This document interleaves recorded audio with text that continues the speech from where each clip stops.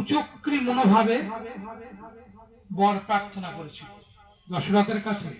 দশরথ বর দেবে বলেছিল, এত ভালোবেসেছিল স্ত্রীকে যে তুমি বর চেও, এখনই বর চাও, কি চাও?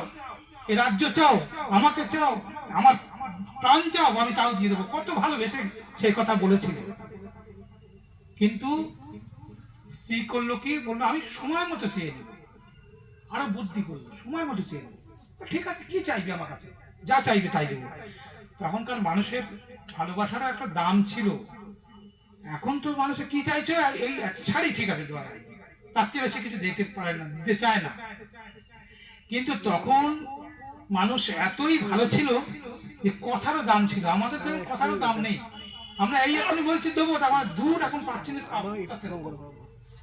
তাই তো। কিন্তু তখন কথারও দাম ছিল মানুষের।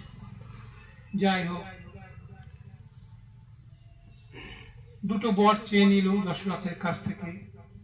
প্রথম বর চেয়েছিল যে ভরত রাজা হবে, আর দ্বিতীয় বর চেয়েছিল যে রাম 14 বছরের জন্য বনবাস যাবে।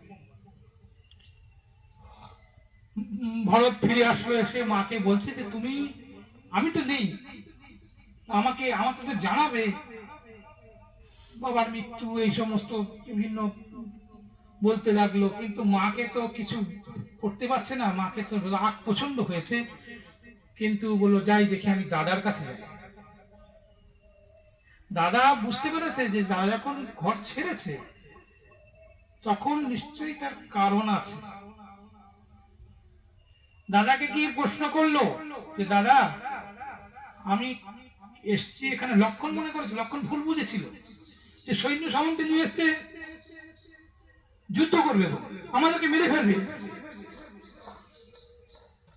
মানে ভাইকে নিষ্কলঙ্ক যদি করা যায় তাহলে কি হবে, রাজ্যে রাজা হবে, আমি একা